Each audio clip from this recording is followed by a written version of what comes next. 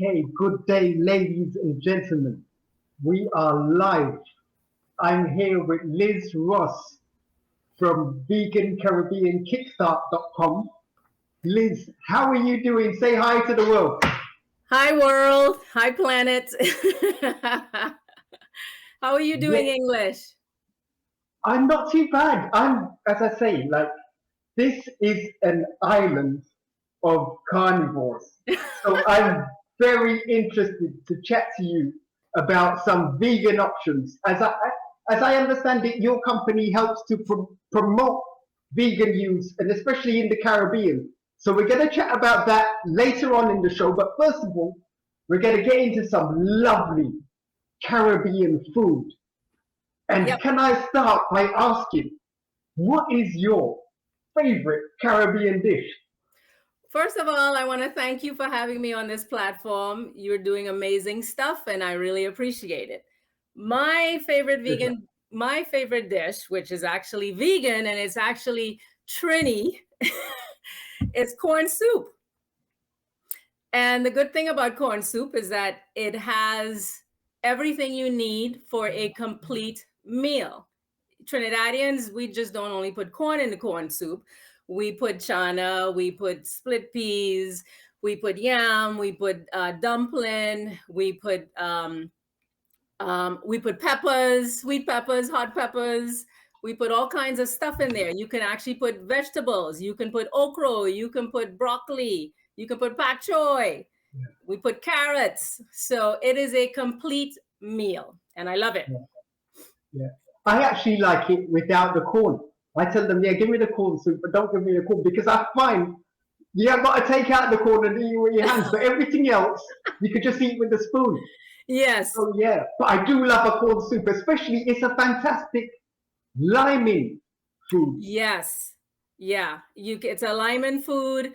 It's a way to go around the savannah and make a little extra money if you Yeah, want. yeah, It's really easy and it's versatile. And the thing about soups in general, particularly vegan soups, is that the longer it stays and marinates, the better it tastes. yeah, And unlike meat, you don't have to worry about putting it in the fridge as soon as possible because meat yeah, actually, yeah, will decompose faster. So this is the benefits of it. So I love corn soup. yeah. And funny, as soon as you mentioned corn soup, the first place I thought about came into my head was the savannah. Yeah, I Yeah, know. Yep. so strange. Yeah. But the Okay. beauty of corn soup though is that, like you had asked before, where to get good corn soup. Make it at home. Right. Like my Vegan Caribbean Kickstart.com website, it has a corn soup recipe. So you go into recipes and you click on corn soup and you get my version of it. But it's Okay. really easy to make. Very easy, particularly for Trinis or Caribbean people in general. So I would say make your own corn soup and enjoy it. All right. How long do you estimate it takes to cook corn soup from start to scratch, What's from that? start to finish? How long do you think it takes Oh, to cook? takes. Well, I would say to prepare all the ingredients is one thing. What I do is I prepare all the ingredients. So it depends on how much, maybe 15 minutes if you're preparing all the ingredients. And then I usually cook a little bit of the pumpkin and the dry yellow split peas in a pressure cooker. So that takes me 10 minutes to do. I don't even put any seasoning in there. And then when I take it out, then I'll saute, the onions and the garlic and the thyme, parsley and, pepper and all of that stuff.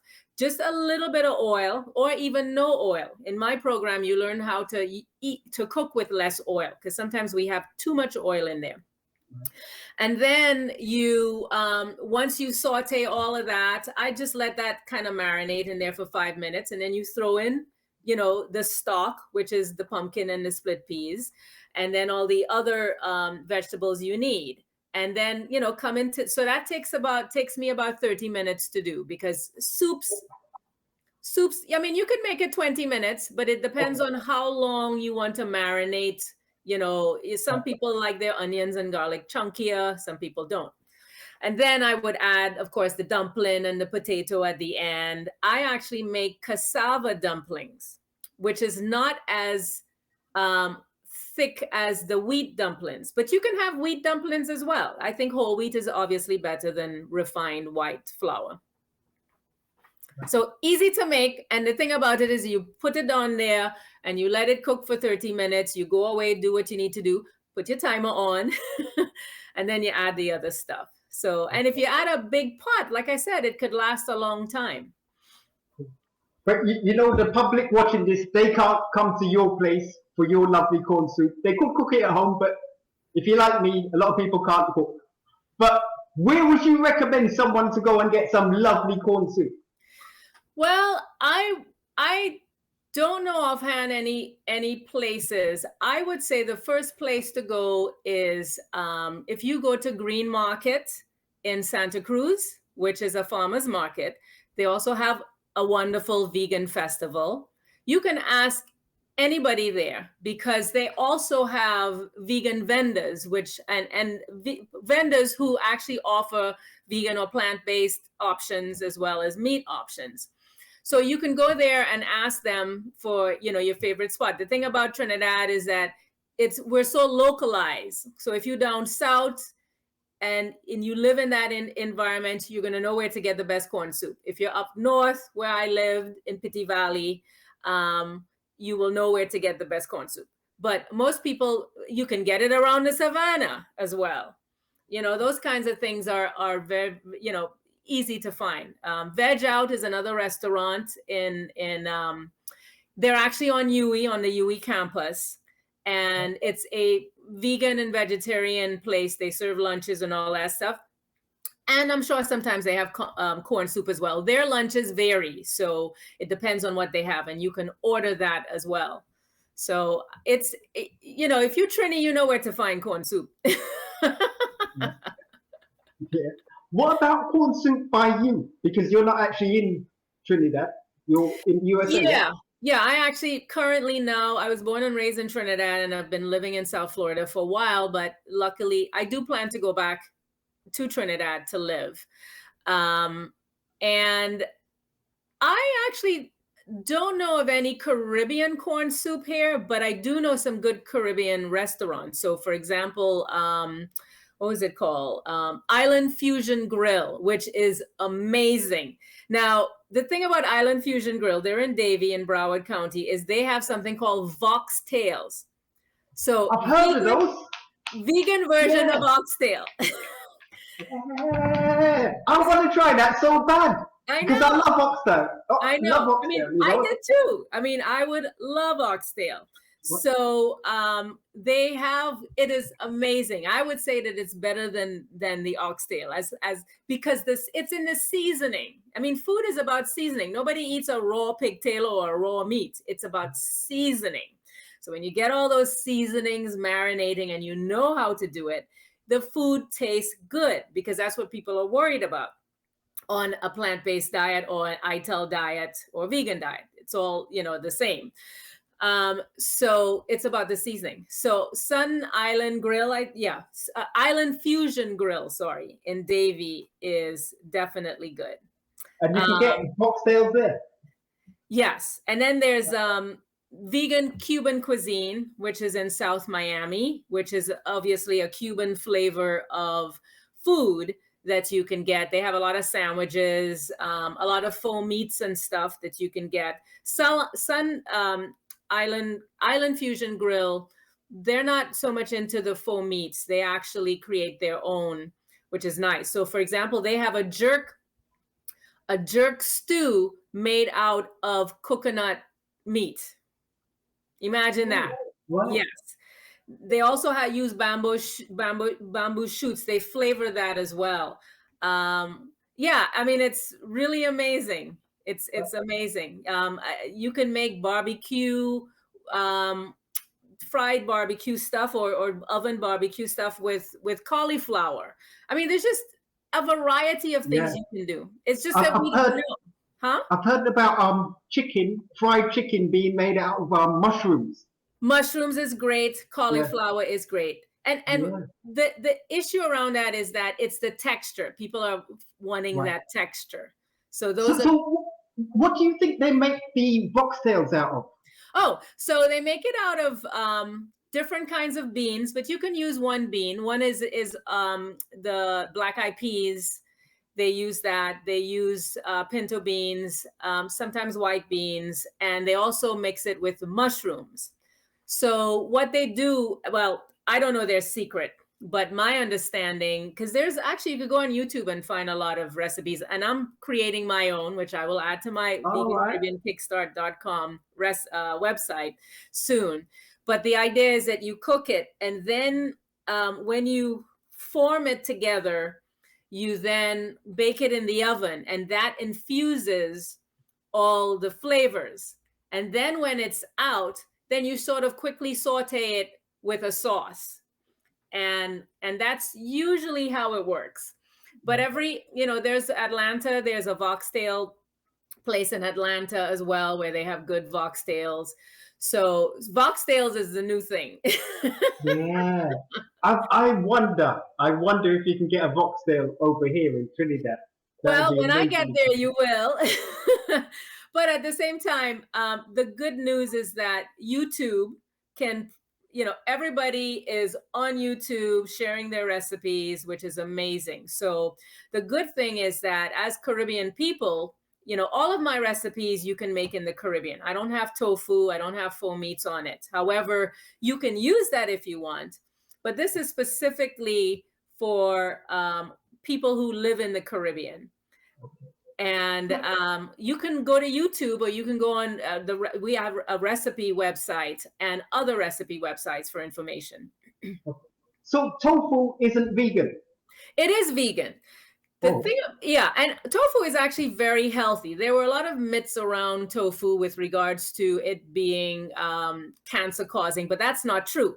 Um, you know, when there are new things introduced, particularly in England and the United States, there's a lot of pushback and fear. So we get all these myths about tofu, when in Asian countries they've been eating tofu on a regular basis for centuries. So, I mean, literally thriving, right. Okinawa diet, which is a very famous diet in which people live in, centenarians, they eat tofu on a regular basis. The reason why I don't really include it in my sample meal plans, which is free, is that it's not always available to all the islands in the Caribbean. And Oh, you don't want to have to, with my recipes, I don't want to have people to have to travel somewhere. right. If you live in Chaguanas, you can eat in Chaguanas. If you live in St. Augustine, you can eat in St. Augustine. Or you live somewhere in Barbados, you can eat there. So this is local food with legumes and beans and grains and fruits and vegetables and yams. And it is the meal plans and the information you get shows you how to eat a plant-based diet that is very healthy, because that's another challenge. Well, how do you put all this together to make it healthy? Right. So you spoke about the cancer myth with tofu. Which Did is a you myth. hear? Right. Okay. But did you hear any myth regarding soya? Well, so tofu is soy based. So whether if it's the soybean, so the derivative is the soybean. And if you use particularly non-GMO, non-genetically modified Right. soybeans, you're fine. Like I said, so I Right. eat what's called in the United States edamame, which is basically green soybeans. So in my salad, I will cook it a little bit for 1 minute, and then I would put it on my salad. So soya is fine. The challenge is how people may make it, and that's where you have to be careful. So the worst soybeans is actually fed to cows and chickens and pigs. So people who are anti-soya don't realize that the animals, particularly in these factory farms, are eating this food and you're ingesting it. The difference is that because they're animals, they're not thinking about Yeah. healthy food. They're just thinking about a massive amount of grain and soy in these large monocultures with pesticides, and they're feeding it to these animals, and then you're eating it. Which So isn't their natural food, it's grass. exactly, it's not even their natural food. So we're not even eating animals in their natural environment. And we wonder why cancer is such a high rate in particularly the Western world, but now it's global, and it's definitely in the Caribbean. People are dying prematurely in the Caribbean for the three biggest reasons, and that's heart disease, diabetes, and cancer. And that is a shift to when, for example, my mother was growing up in the 1940s and 50s, where they ate much less meat. So they would have, for example, a pig at Christmas time or weddings, and they would eat off the land. So, for example, my mom actually in the 60s and 70s started to eat more meat, got a lot of health issues, and now she's back to eating pretty much 100% plant-based diet. And everybody is amazed at her at 86. She's walked straight. She's on no medication at all. So it has its benefits. It's just about educating people about the benefits. And if we have enough mass movement of people, more people eating, then we can demand that restaurants offer these options in Caribbean countries, just like in the United States and the UK. I think it's fascinating. But as I say, we're going to talk about your company and the vegan side of things. I know, I jumped the gun. But let me ask you, in Trinidad and Tobago, where would you recommend someone, like a tourist coming to Trinidad and Tobago, where would you recommend them to go for some fun or a nice time? Yeah, well, I've seen some of your videos, so I don't want to repeat all those wonderful places that you have already mentioned on your on these episodes. So I would say the Green Market in Santa Cruz is a great place to go. Wow. I know tourists who've been there and they've had a lot of fun. It has a lot of local food that you can actually make, like local jams and local sauces and local drinks and those. So you get an opportunity as a tourist to try a lot of locally made stuff. There's a lot of locally made like jewelry and arts and crafts. So it's a great way to actually help support the local community, as opposed to coming here in Trinidad and then buying something that was made in China. This is not made in China. So that's the beauty of Green Market Santa Cruz. They also have lots of festivals year round. And they have a vegan festival, which I think was in May a few weeks ago. So that's I would recommend, that's a great place to go to get local food and support local businesses as well.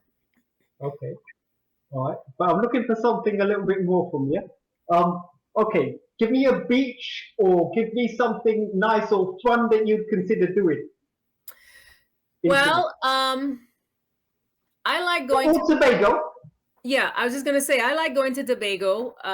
We have a family farm in Tobago, Cocoa Estate, from my father, and my brother is a farmer, so he is working on that land. It's in Roxborough. So I would recommend that you want to go outside of Scarborough, which is, the capital, and venture out other parts of the island. Go northeast or northwest. And oh my goodness, the ecosystem is fantastic.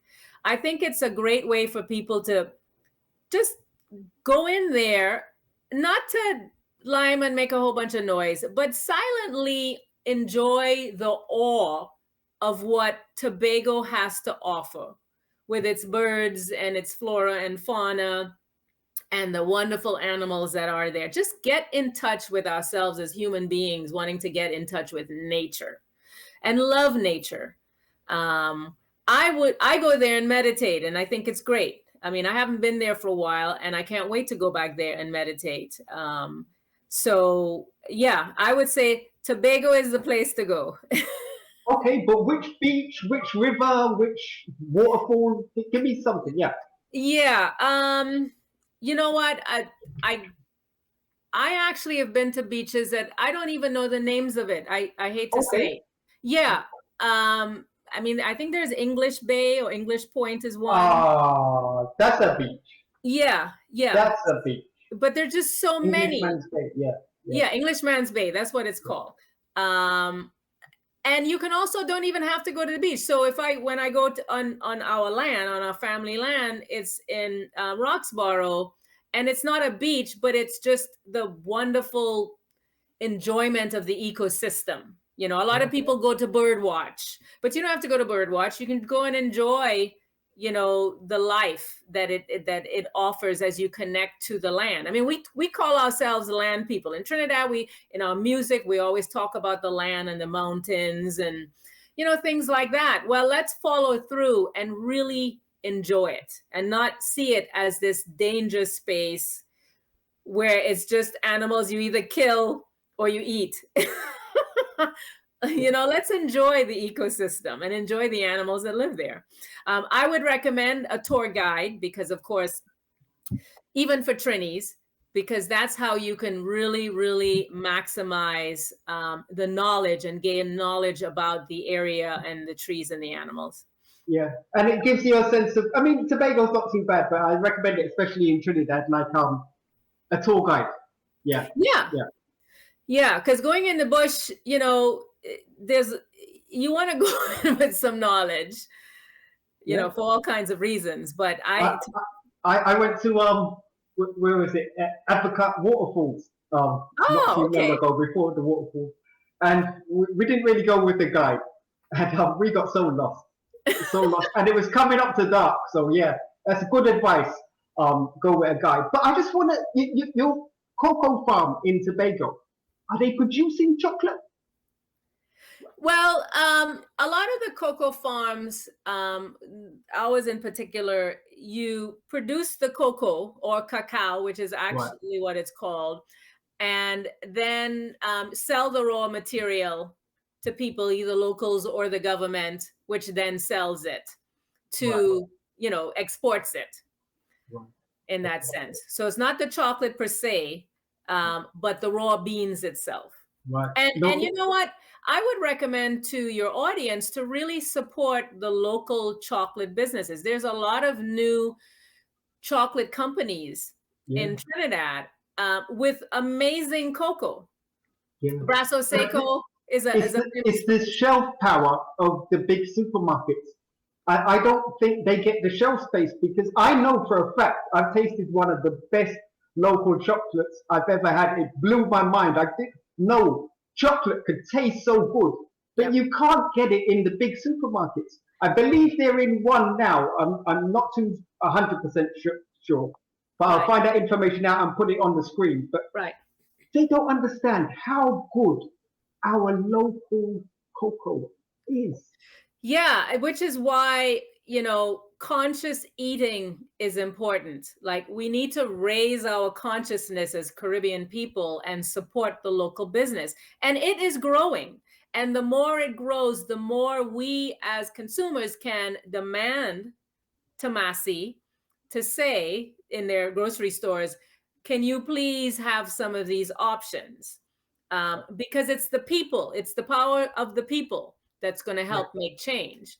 And I don't, you know, Hershey's. I mean, it's just people don't know if Hershey's get their cocoa from the slave industry, the child slave industry right now that's going on in places in Africa. You know, they use these kids with they need to be going to school, you know, as free labor to you know help, you know, not help but to get cocoa cacao to then sell it to Hershey's, so at the cheapest cost. So you know, our food choices impacts ourselves and the planet and animal suffering and also the people, the farm workers as well. And that's why, you know, part of my nonprofit is about helping to raise consciousness. Can you remember this thing years ago called the Pepsi Challenge, where they used to have the right? If you was to do that with our local cocoa and mass Yes. produced, ours would win hands down every time. Yeah, actually, that's a good idea. Something I might do when I Please do. I I rave love about the our Pepsi chocolate. challenge because I have friends who actually participated in the Pepsi challenge. Okay. What? Yeah, back when in 19, I don't know, 80, 70s or I think 75 or it was something the like that? late 80s, early 90s or something. I can't remember. I think Okay. it was the late All right. 80s.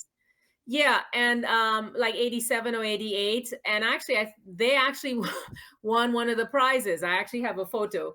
So yeah, I remember that. So yeah, those kinds of things is what we need. And I tell people support your local chocolate, and most of the chocolate is actually vegan chocolate as opposed to milk Yeah. chocolate. And it's actually good for you. I can't remember. But when I took a bite of it, I finished the whole bar in like record time. I couldn't believe it. And normally it takes me a while to eat chocolate. But I finished it so quickly and I felt great Yeah. after eating it. Yep. Yeah. Yeah. Yeah. Support your local chocolate companies. Trinis are producing a lot of wonderful local food, local farming as well. And, local is what matters. It helps with our economy. Yeah. Talking about economy, with the cost of living going so high these days, especially, and I know you're in the United States. So, where would you recommend viewers to go in the United States to get good bargains for groceries? Right. So here is my issue around cheap. Cheap food has its cost. So, for example, you go to get a McDonald's burger here in Trinidad, in South Florida, which is very cheap.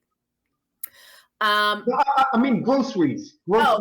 not food, not Okay, food. well, No, if no, you want some groceries. local, so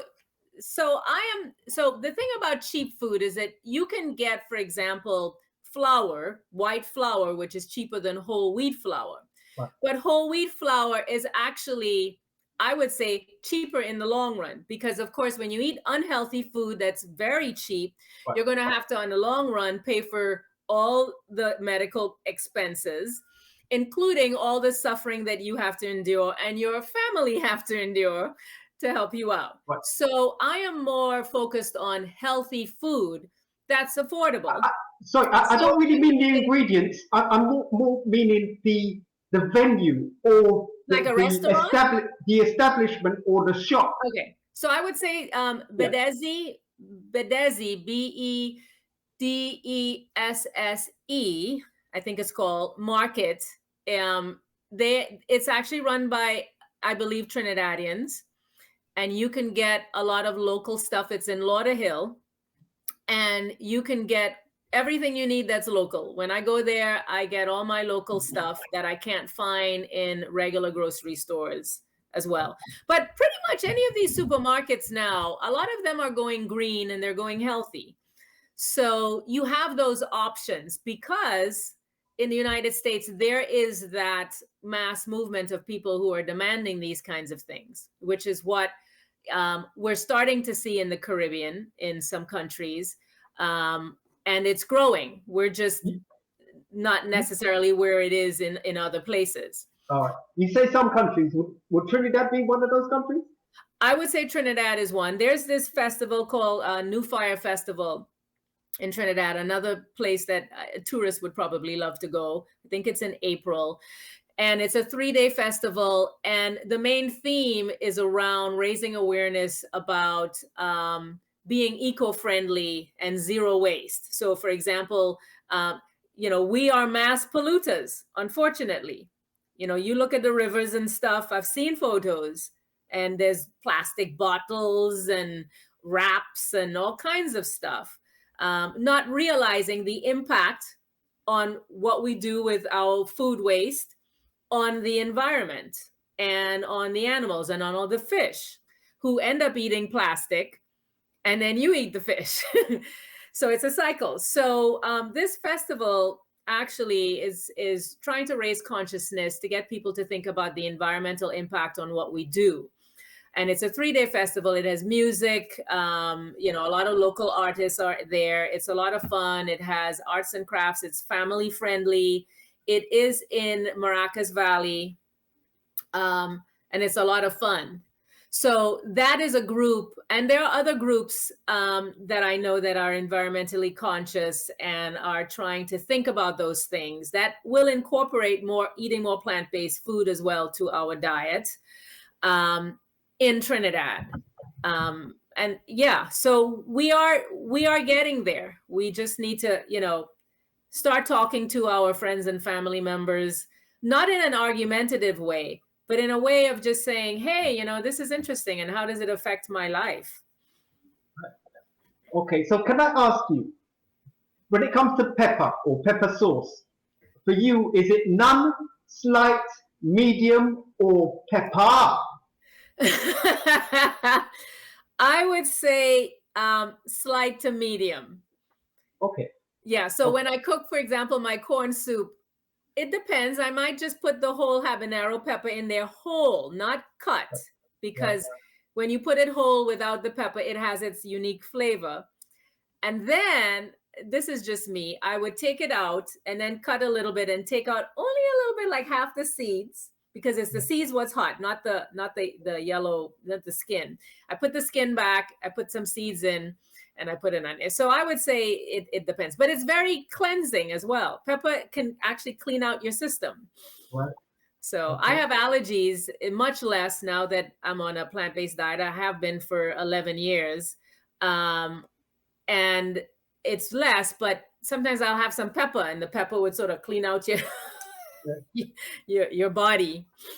I remember, like, when I went by my Indian friends and I asked them for some pepper, and they actually gave me like a whole pepper. And I was looking at it thinking, well, what do I do with this? Because I'm just used to, coming from England, I'm only used to pepper sauce. I got afraid. I said, no, I don't want no pepper. Yeah, I grow my pepper. I don't actually use pepper sauce. I use pepper. Yeah. So, and where do you keep it? Do you keep your pepper in the fridge or the cupboard? Right. So the best thing to do when you get a lot of pepper, you know, when it comes to harvest or you buy it, is to freeze it. That's what I do, yeah. Yeah. And you freeze your pepper and it'll last. Yeah.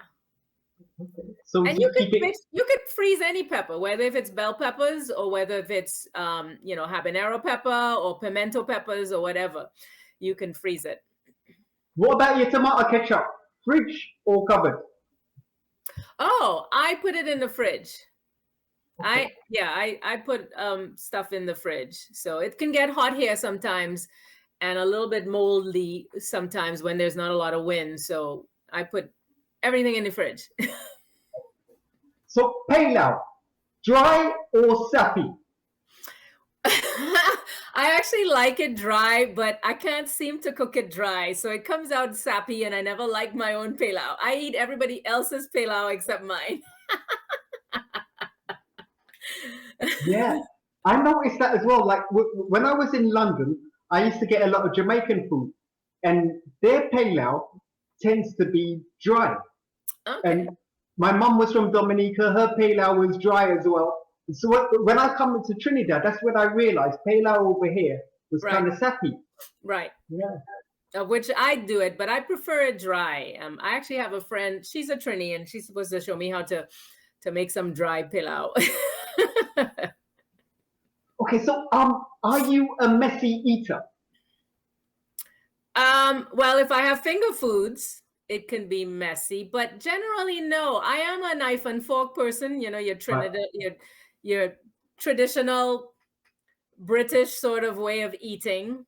So no, I tend to not be messy, but sometimes now that I'm eating plant-based and not, you know, all that dead flesh, I can sometimes mix my food, you know, the rice and beans together and it looks good. Whereas if I did that when I was eating all that dead flesh, I don't know, it just seemed a little icky to me.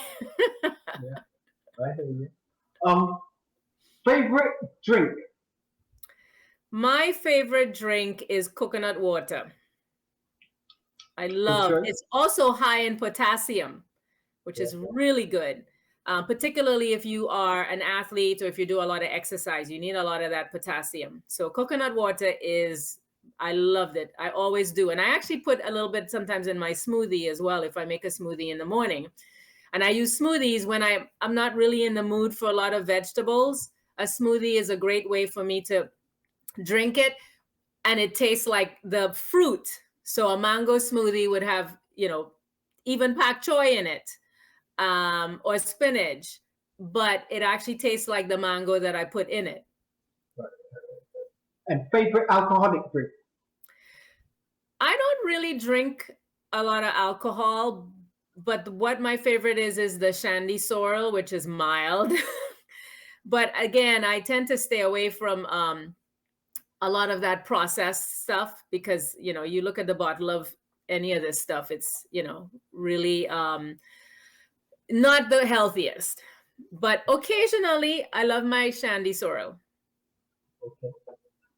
Favorite fruit? Mango.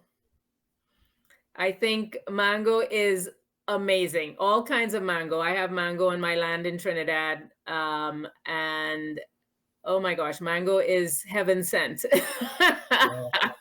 My neighbor gave me a few the other day. I was so happy.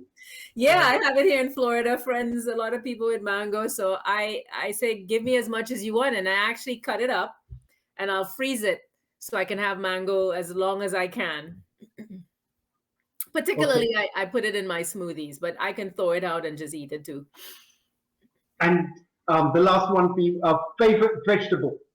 My favorite vegetable is actually okra, which a lot of people don't like as, because they find it a little bit slimy and stuff. But I love okra. I can actually boil okra, put a little bit of salt on it, and eat it right there. All right, okay. Because I was going to ask you, what do you like eating it with? Soups.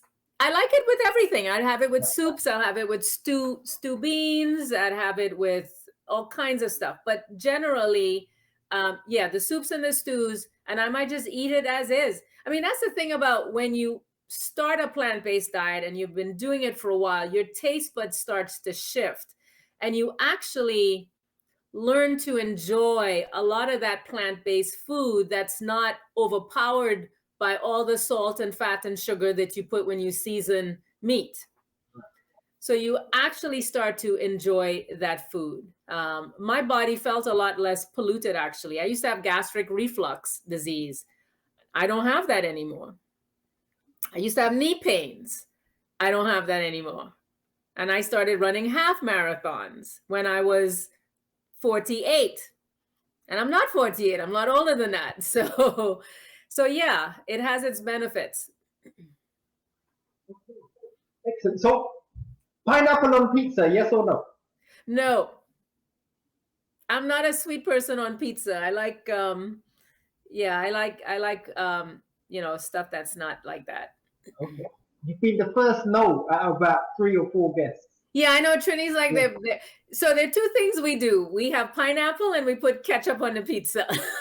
Yeah, I don't understand that. I heard of the other day, ketchup on pilau. I was thinking to myself, yes. Oh, you can't have pilau without ketchup. Really? Oh, yes. Ketchup on macaroni pie, ketchup on pilau, or anything if it's something new that you find that you don't like, you put ketchup on it. So it's kind of like in Louisiana in the United States, how they put hot sauce on everything. So I said to my friend the other day, I said, oh, I see you like a few chips with your ketchup. Because it was just covered. In ketchup. Well, you cook with ketchup. When you make a good pilau, you actually put ketchup in it. Okay. And then you, of course, put a little bit more on it. So. Okay. So, can I ask you, when it comes to pets, are you licky face or no licky face? I am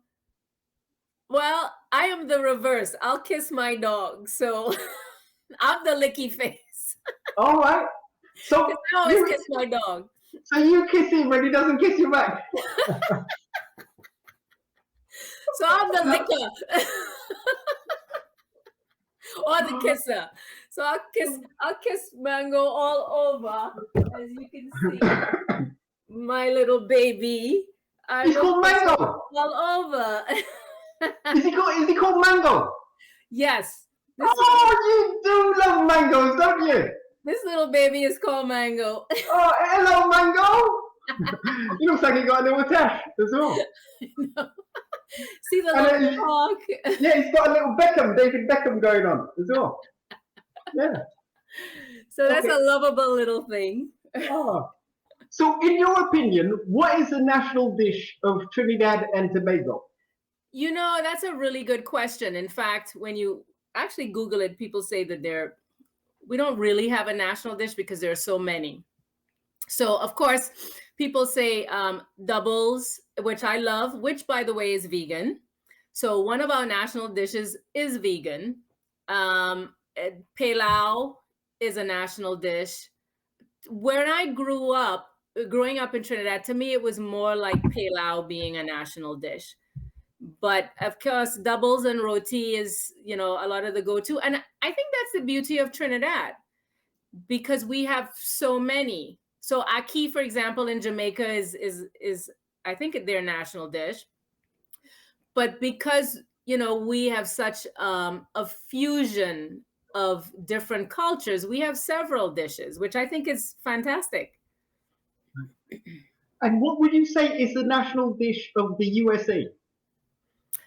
I would say hamburgers is one of their stuff again, and that's horribly toxic to your body. It's filled with a lot of fat, processed meat. In fact, you might even know what's in that burger because everything is ground up, including one of the workers' fingers.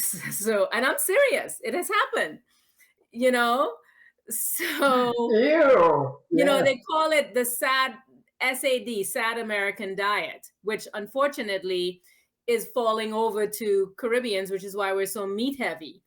This meat heavy diet is not African and it's not Indian back, in the day before the migration and before chattel slavery, and before indentured laborers. So everybody trying to be American, everybody, or British, and we now are meat heavy diets. And my program doesn't include any of that. You could make a burger, but I don't have burgers on there. Pizza is good, but I don't have pizza. In fact, I'm going to add a pizza dish there as well. So I would say it's burger and pizza. Hot dog, that's another national dish. Again, if you know what's in a hot dog, you probably wouldn't eat a hot dog. Yeah. Okay. So in Trinidad and Tobago, like I could probably go out and find a Jamaican restaurant. I'd probably go out and find a Guyanese restaurant. But would you personally know of a restaurant from any other Caribbean country in Trinidad and Tobago? No, I don't know of any Caribbean country in Trinidad. Yeah, no, I don't recall any of that. I mean, I know there's a lot of now Latin American food. Venezuelan food, yeah. Venezuelan food, but also stuff like burritos and stuff now you can get. Right. So I'd love to see one. It'll be nice. And of course, I would love to see one that's vegan or plant-based. Okay. What about in the USA? I mean, like you mentioned Cuban, but aside from like Cuban, Trinidadian, Jamaican, Guyanese, are there any other Caribbean islands or countries in the USA that you can get some Caribbean food? That you might know of. Yeah. Well, there's Trinidad food. So, for example, close to me, there's Joy's Roti Shop, but they sell other stuff. And of course, you can get vegan options, which is, you can get vegan roti and you can get vegan, of course, doubles. They have chow mein. That's also vegan as well. Trinis love their chow mein. That's Joy's. Yeah, it's called Joy's Roti Shop. So that's Trini. There are a lot of Trini roti shops around, and there are Trini restaurants. But the thing about Trinidad, oddly enough, is that when you look at Jamaican restaurants, for example, or Cuban restaurants in South Florida or in the US in general, you see other people coming in. When it comes to Trinidad food, it's usually Caribbean people. So it's important, just like Joy's Roti Shop, to really go out there in the community and be part of that community. And most of the people who patronize that shop are Caribbean people, of which most are Trinis. So it's really interesting that in the U.S., Trinidad food particularly is not that popular, which is weird because when foreigners come into Trinidad, they talk about how great our food is because it's so well seasoned. I mean, Caribbean food in general is just so well seasoned. So my guess is just about the right marketing. So that's my opinion. Okay, but as I say, apart from say Trinidad, Guyanese, Jamaican, or Cuban, you don't know of any other Caribbean country Well, that you would know of. There's Puerto Rican food. Right, right. You can get Dominican food, particularly in South Florida. Is that Dominica or the Dominican Republic? Dominican Republic. Right. Okay. Yeah. So, have you ever tried it? Well, I tend to go to, since I'm vegan and I'm vegan for ethical reasons, I go to the ones that are plant-based or sell plant-based options. So, for example, like I said, the Cuban vegan cuisine or Sun Island, I keep forgetting, it's called Island Fusion Grill. That's another one. And then there's one called Rabbit Hole, which is not, it's good food, but I think it's more African-American food, like Southern cuisine. And it's also vegan and it is amazing. I mean, the food is amazing. They have like really good barbecue chicken, not, faux chicken and all of that stuff, which is, your mac and cheese and those kinds of things. So those are the restaurants that I tend to go to. And there are a lot of restaurants that sell meat, but also have vegan option as well here in South Florida. So I think it's high time we talk about you and your company, and like what I'm delighted to hear, like you're really trying to educate and promote vegan food in Trinidad. Because as I say, like I think personally, if you say like if you hold up a vegetable to a Trinidadian meat eater, it's like holding up a cross to a vampire. They really, some of them, they just don't like vegetables at all. So please tell us about your company, Vegan Caribbean Kickstart.com, and what you do. So my organization is an NGO. It's a nonprofit organization, and it's called Rethink Your Food. It's based in South Florida, but our community is the Caribbean community in the Caribbean and in North America, and also hopefully in London. But there's a lot of, as you know, Caribbean people in the US and Canada. So what we do is we provide a service to, we provide events and we provide what's called pledge campaigns to introduce people to vegan food. So one of the programs that I have is called Vegan Caribbean Kickstart, that you'll find at vegancaribbeankickstart.com. I think this is backwards, but you could see vegancaribbeankickstart.com.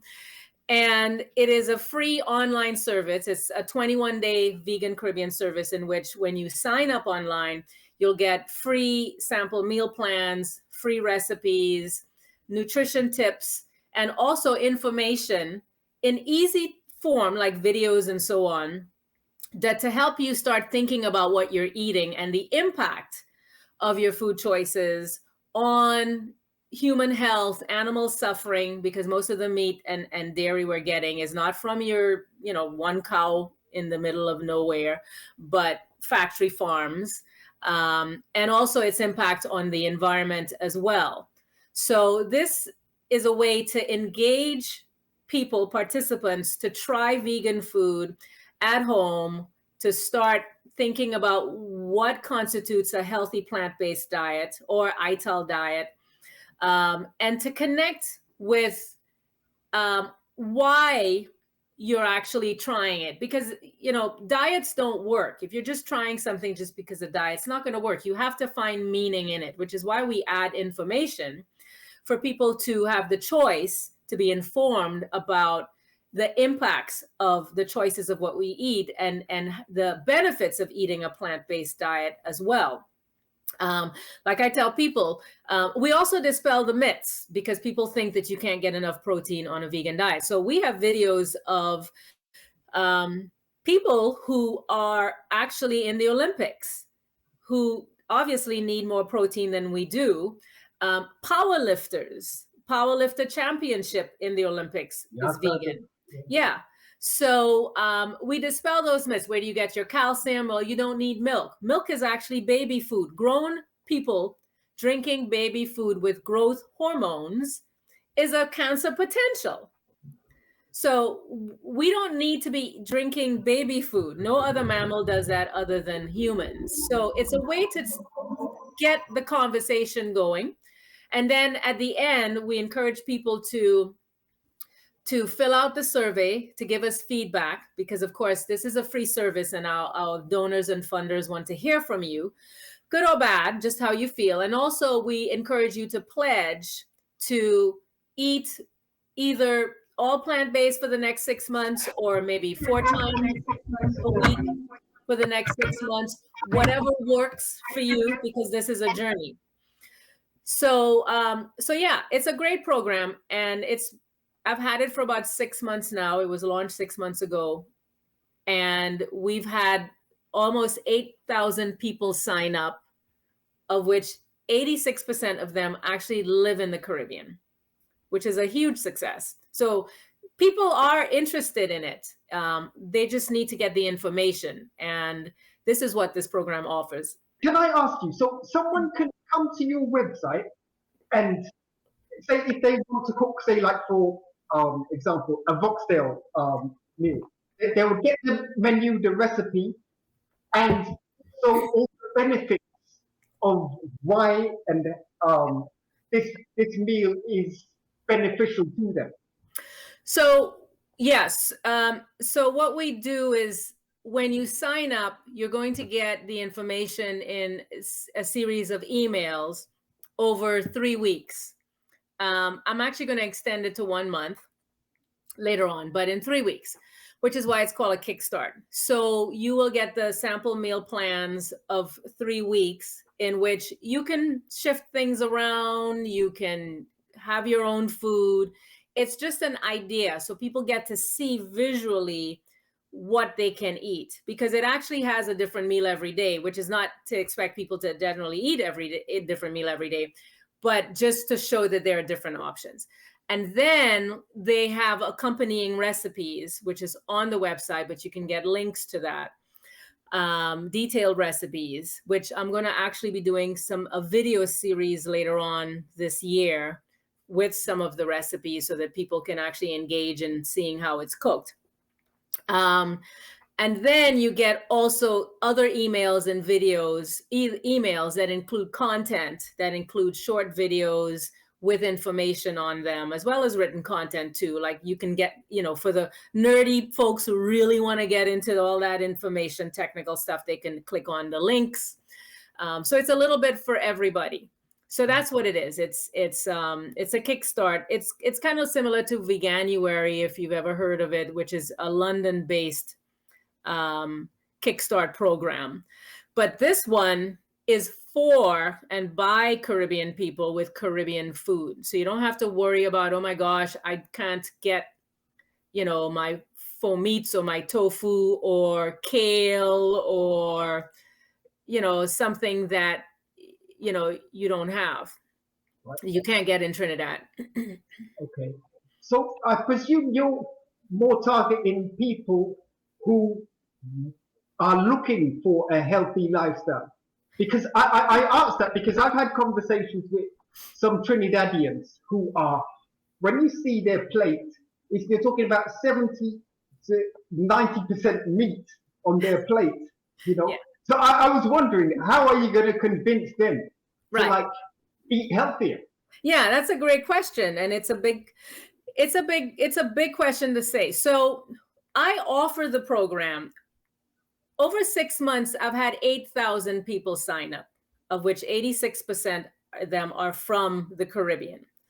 So it's on social media. I advertise on social media, and you can click on the link, people word of mouth, and it's people who are interested. If you are if you think your vegetable is poison for you, that's that's you. You do you. I am not interested in strong arming people and convincing them. The program is to provide information in a way that's positive. We don't even show like horrible stuff that's going on in factory farms to not only the animals, but the farm workers themselves. We don't show the horrible conditions, the low pay, you're not even barely getting health care, the migrant workers in the United States and other places that have to endure all the killing so that we can enjoy eating our meat and all of that stuff. I present the information in a positive way. So the idea is about building a movement for people who are interested to start the discussion about plant-based diet, whether if it's for healthy eating, whether if it's for spiritual reasons, whether if it's for the environment, because you don't want all that excess of manure going into, our seas and oceans, killing our fish. We have now very acidic oceans, so even the fish is contaminated. And about animal suffering for people who, believe in spiritual reasons for nonviolence, which is, the reason why I am vegan. I started off for health reason. And then when I realized that I was participating in this massive amount of violence that was unnecessary, at least, living where I am, I'm not living in some remote island somewhere in some snow-ridden place, but in any case, it's about trying to get people to think about reasons why, and we cover those 3 reasons because, again, diets aren't going to work. You have to find deeper meaning why. And when you look at all these world religions, nonviolence is a big part of our philosophy, of our moral framework. So if we don't need to participate in that kind of unnecessary violence, then why? So it's about a journey, about trying to get people to think about it in a more holistic way. And then you make decisions. It's just information. You make decisions. So. What's your views on this? There's, I think, in some places like KFC and McDonald's, they're selling these new plant-based burgers. I think, for example, Beyond Meat is Right. one of the names. But are they also filled with a lot of chemicals as well, those plant-based burgers? Right. So Beyond Meat actually is all plant-based ingredients. I believe Impossible Burger may have stuff that may not necessarily be all plant-based, but I'm not sure. But I know Beyond Meat is. When you look at the soya curls and those things, it's not it's not fake food in that sense. It's plant-based derivative.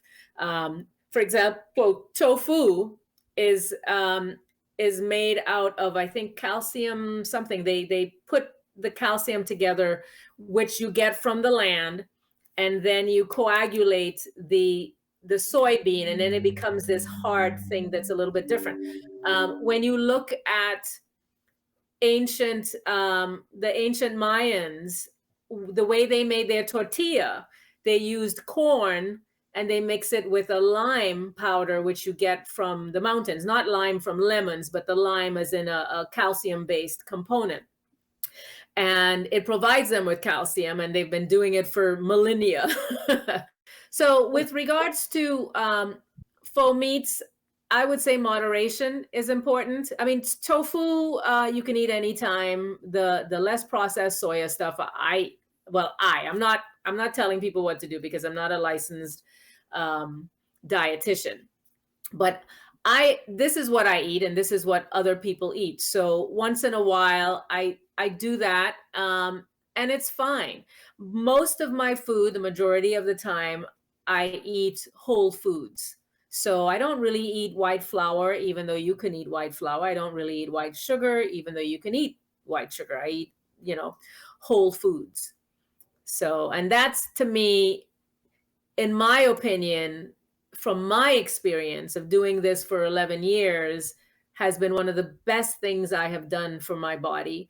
And it also has, I am now, it's one of the ways in which I have aligned my moral values and my spiritual values of nonviolence with the food choices that I make.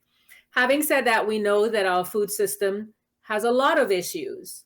The way we treat farm workers. Farmers are not making as much money. Some of the poorest people in the world are farmers and farm workers. So our food system needs an overhaul in general.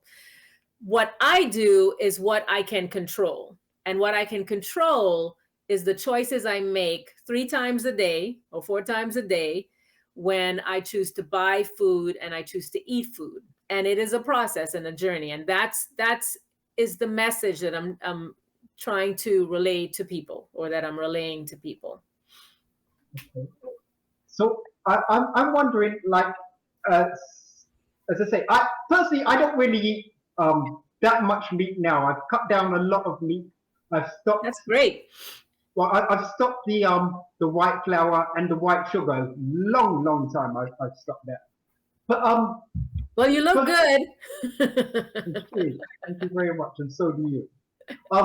But for your average Trinidadian meat eater who might be thinking of switching to a healthier lifestyle, what would you recommend or suggest as like a meal that they could try once or twice a week to start getting into a vegetable or a vegan lifestyle? Yeah, I would say look at the foods you eat now and then make switches. So, for example, if you're eating stew chicken, switch it with stew lentils. It's pretty much the same ingredients. You're just switching out the meat for the lentils. So I would say pinto beans is great, a great substitute for stew chicken. The green lentils or brown lentils is a great substitute for when you're eating beef. Those are things. So switch out. Chana, we already know we love our curry chana, so you can eat that. So just switch out. White navy beans has a milder flavor, so mixed with coconut milk and your regular seasoning makes an amazing dish. You put a lot of tomatoes in there, or if you don't have ripe tomatoes or they're not in season, you can use tomato paste. I use a lot of tomato paste when I can't get really nice, tasty tomatoes here. So those kinds of things is a great start. Look at what you like to eat and make substitutes, and try going vegan for a day or two. Just instead of just having one dish, try it. Let's say be a weekend vegan. Ital for the weekend. Those kinds of things. In my experience, when I made the decision, after I went completely vegan, more or less, I would have shrimp sometimes, and here I love my cheesecake. So that was just once in a while. I saw an amazing change in my body. Like literally, I used to have knee pains because I ran. It went away. I used to have stomach cramps, gone. I used to have gastric reflux disease. I would have to sleep on an incline. That was gone within a month. But I was scared in the beginning. I was like, oh my gosh, what am I trying? This new thing. But after I got information and just kept informed about protein and all of that. And now we have tons of people who are vegan already. So it's a non-issue of being healthy. And I learned how to eat the 4 food groups every week. You have your grains, your lentils, your fruits and vegetables, and I add yam because that's obviously an amazing healthy food. Yams, potatoes, cassava, breadfruit, all those things. So Go sorry, on. I found that when I cut out a lot of dairy, um, it cut down on my headaches a Yes, I lot. heard that from a lot of people. Yeah. In fact, Yeah. I know someone who used to drink milk a lot in his adult of a relative, and kidney stones is what he got. In fact, I've read information about milk Calcium. or Yeah. a very acidic, yeah, diet that actually. So what happens is that when your body is in a acidic environment, and whether if you have milk or meat or whatever, and it's very acidic, the body starts to compensate so it can go back to its pH balance. What it does, it starts to leach calcium from your bones, because calcium is more neutral, into your body. But it doesn't like switch off that quickly. So what happens is that then you have calcium deposits that ends up in your kidneys, and you have kidney problems. There are other problems as well, but this is what the data I have read has been showing. So now, particularly if you are a male, passing kidney stones is one of the most painful things. Yeah, I've heard about that, you When know. we give childbirth, that because I've heard it's just unbelievably painful. And a lot of people I know who've had those issues decided to go on a whole food plant-based diet, and it was gone. It was really gone. So, Yeah. in fact, I know people who've had cancer and went strictly on first a raw food diet, and then a whole food plant-based diet. But mostly, when I mean raw food, I mean not necessarily 100%, but just a lot of juicing. And because you get a high concentrate of all the vitamins, in addition to eating foods that have fiber, because fiber helps you to flush it out, in which the beans and the grains and the vegetables and the fruit. And their cancer either stopped growing or went into remission. So these are the experiences that I have seen. Now, it doesn't mean that a whole food plant-based diet can cure cancer. There are different kinds of cancers. Some of them are genetic, and some of them have developed through foodborne diseases. The way I see it is that we live in a very toxic world. You go outside and you're inhaling all the exhaust from the cars. And we know in Trinidad, that's a big issue.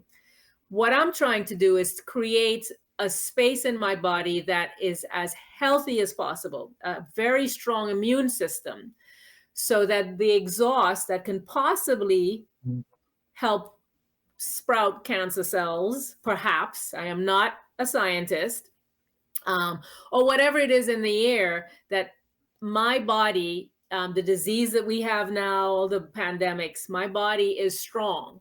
And I used to be in a situation 7 years ago where actually I would walk into people who cough just to see and test to see if I was going to catch a cold. Yeah. Now, I Wow. wouldn't recommend that, but I did, because I found that when I'm on a whole food plant-based diet and I'm eating a lot of fruits and vegetables, my body resistance is really high. But when I'm slacking and I'm eating more of the chips, which is vegan, or just doubles and all the high fried foods, and the sodas, the sweet drinks, and that's when my resistance goes down as well. So vegan food could be junk food, or it could be healthy. So usually I say a whole food plant-based diet. And that's what my program has. It's a whole food plant-based diet, in which if you want to have your sweet drink, that's you. And of course, moderation is okay. But for some people, I recommend to really do the best you can to try to eat a whole food plant-based diet, because we live in a toxic environment, and we have to deal with what we've been born into. Yeah, you're giving your immune system a chance, a fighting chance, because if you people over here, as I say, they love the fried chicken, and that's not really giving you, because it's fried chicken and chips when you look at it realistically, and there's nothing really in there apart No, from. it's a lot of oil, and bad oil. When you heat oil to that level, it's toxic. It can be toxic. So, and not to mention the chicken that doesn't have much nutrients. It has some protein, and it has a few other things, but it's really not a nutritious meal. French fries, it's not that good. So yeah, but again, Trinidad is not unusual to any other, it's to the US. It's actually, studies have showed that the United States are the heaviest eaters. I saw one when I went there a couple of times, and I had looked at the size heaviest of their meat plates. eaters. That's what I mean. Heaviest meat eaters and heaviest eaters, right? But the size of the American plates compared to like the British or a normal plate, I would say. Yeah. They're huge. You know, they really do eat a lot and a lot of meat. But can I say, if the people want to get in touch with you, can you give them the contact information, please? Yeah, so if you go on the website, vegancaribbeankickstart.com, again, the vegancaribbeankickstart.com, you click on the About Us page, which shows you who I am and shows you my team. And there's also a contact page there as well. So you can contact me through the Vegan Caribbean Kickstart. You can also contact me through the Facebook page and the Instagram page, which is also at Vegan Caribbean Kickstart. So those are the three ways. The website is always the best because then you get to see what we're doing. We have another program that we're going to launch maybe in a year, which is a menus change program in which we work with cafeterias in South Florida and then in the Caribbean with creating menus in which people have more vegan options and tasty plant-based options for our children in schools, but for also hospitals and other institutions. So those things are coming up and a few other events as well. But I encourage everyone to sign up for the vegancaribbeankickstart.com. It's great, it's fun, and you get to try good food. Yeah, so I'm going to encourage the viewers to subscribe to you.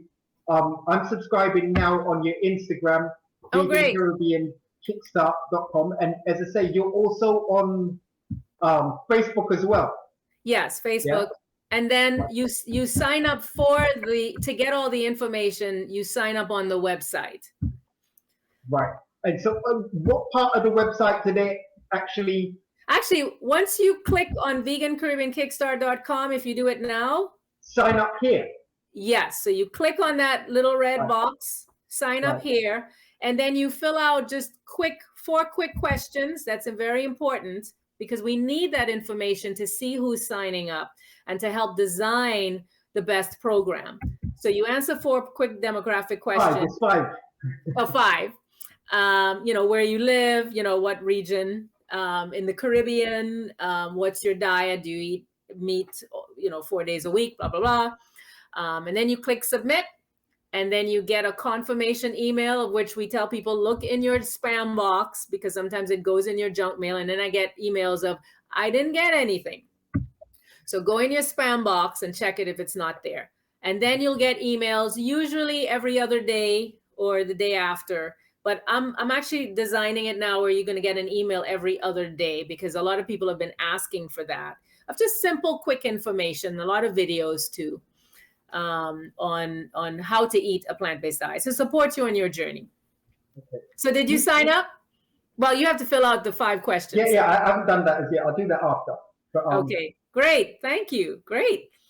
But yeah, is there anyone that you want to say hello to or any of your sponsors or anything you want to give a shout out to? Well, we have a lot of sponsors, a lot of donors like the Greenbaum Foundation, which has been fantastic at supporting this program. Center for Nutrition Studies is also a program. Veg Fund. I want to thank them for their support. Again, this is a nonprofit, so we provide a free service and we need funding. And the way to get funding is when people show their interest and also when they fill out the survey at the end, because that's how funders can see where their money is going. Because this isn't for free. I don't have a rich daddy somewhere in which I can just create something like this. When you say the survey, you mean those 5 questions? Well, at the end, you will get a survey. Oh, right. Okay. Right. Basically, what do you think about the program? Right. Okay. And we also invite you to pledge for the next 6 months, whether you want to eat plant-based, it goes 6 days a week, 7 days a week, 4 days a week, just to encourage people to continue it at their pace and at where they are. So yes, and because of our generous funders, we have made this free service available to the public. And we have lots of more projects in store. And so what are you looking forward to eating later? Actually, I made some corn soup yesterday. So I'm looking forward to eating Lovely. that. I actually I've started, because I'm in my 50s. I'll be 60 in a couple years. Me too. Oh, okay. I started eating sauteed vegetables in the morning. So I might put some macaroni in it, or some rice in it, or some chana, but it's mostly vegetables. So it's sauteed, not with a lot of oil. It's actually water sauteed. Okay. And I'm creating a video to show people how to do this. Because you get the richness of it. And it's done in 5 minutes. Instead of boiling it, and then all of a sudden all that water that has the nutrients in it, which is not soup, you throw it away. If it was in soup, that's fine. So this is a great way to saute. So I've started to do that. And what I season it with is a little bit of soy sauce, or I mix a little bit of soy sauce with some maple syrup. You can use brown sugar if you want, whatever you have. So that combination of savory and sweet, or some some aminos, which you can get in the Caribbean. It's called liquid aminos. And it's great. It's really nice. So that's actually what I had for breakfast this morning, because I want to kind of up. Sometimes I may not eat as much vegetables as I want to. So okay. Yeah, I mean, the other day when was it? This weekend, I had some French fries, which I had some French fries and some barbecue faux meat. At a restaurant. The rabbit hole is what it's called. It's a treat, and it's not going to hurt. It's just, I would tell people, if you think you're eating a lot of vegetables, double that amount. Yeah. And fruits, double that amount. I would have had you down as in the morning like a cereal or oats person. I actually my go-to is porridge, oatmeal, and sometimes I would add sweet potato. So I'll bake a sweet potato, and I'll just have it. Yeah, so I'll bake a sweet potato. When you bake it, it keeps the flavors in there, as opposed to when you boil it. So I'd bake it until about 30 minutes, cut it in half and 3/4 and stick it with a fork, and then you put it in the oven. You don't need to put no cellophane or nothing, foil on it. And when it starts to bubble up at the end of 30 minutes, that's when it's perfect, because it's, I forgot what they call, caramelized. So it's rich. And then you can cut it up and put it in your oatmeal, which I use my own homemade plant-based cashew milk, or I might make my own plant-based oat milk, which is basically you take some of the milk, oats, put it in the water, and put it in a small bullet or small blender, or you can make a big one and leave it in the fridge. Yeah. So oatmeal is one of my go-tos, and I put a lot of fruit. So it's actually half fruit, half oatmeal. The other thing I love when I find that I'm not eating as much vegetables because I'm not in the mood is I'll do my smoothies, and then I'll grab a whole bunch. So half smoothie, let's say maybe not half smoothies, like maybe 2 cups of fruits and fruits, and then maybe 1 to 2 cups of vegetables with maybe plant milk or some water or some coconut water, and I blend that. But I also put flaxseed in there because seeds are good for your brain. Or I might put here hemp seeds, which is also good for your brain as well. And then I'll just do it. Or I might have sauteed vegetables, which I've been doing now that I'm in my 50s, and just eating more those lighter meals. Okay. For protein, I know that avocado contains a lot of protein, but what other vegetable would you suggest to the viewers that is a good source of protein? Well, the information shows that the highest sources of protein is your legumes. In fact, I compost my food, so my food doesn't go to waste. I compost it, and then when it's fully composted, I put it in my plants as food, plant food.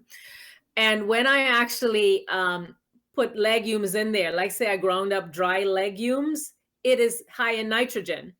So, it replaces, let's say, the manure to fertilize food. So when I put it in my compost, it heats up. So legumes are the highest source. And when you're eating legumes with grains, you don't need to eat it together. But if you eat it in the same day or the next day, legumes and grains, you can have a complete protein source. But the good thing is that we used to believe that we had to have our grain and legumes together to have a healthy plant-based diet. But what research has found is that you don't need to necessarily have it together. You can have grains separate from the legumes. Those are the highest sources. Oatmeal is another source of protein. Vegetables does have proteins, of course, but the highest sources are that. And also, if calories, people always say, oh, I'm not eating, I'm always hungry on a vegan diet. Well, that's because you're visually looking at the meat, you're looking at the amount of meat you eat and then putting, let's say, beans. Eat more. So you also can fill up on the yams and the cassava and the breadfruit. These are fantastic foods that our ancestors grew up on, whether ancestors are from India or whether your ancestors are from Africa. These are things that we lived on. If your ancestors are European, potatoes, that's another, these things, the grains and the yams, what we call ground provision or blue food, this is like the staple foods of our ancestral heritage and the way people survived a long time ago.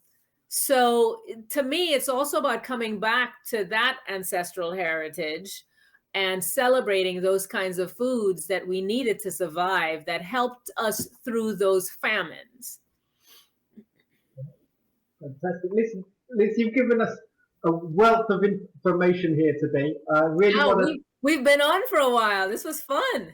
Yeah, yeah. As I say, I'm going to do your survey later, and we're encouraging the other viewers to, to at least take a look. Do the survey, subscribe to her on Instagram and Facebook, Yes. follow her, and try living a healthy lifestyle. Yeah, for the planet and to reduce animal suffering and for your health. So, and for the next generation as well. So thank you so much for appearing on our show. It was a pleasure having you. Thank you. Thank you for having me, English. This was fun. Yeah, it really was. And say goodbye to Mango as well for me. And Yeah, she's underneath the table now. wishing you all the best. You have a wonderful day. You too. Bye-bye.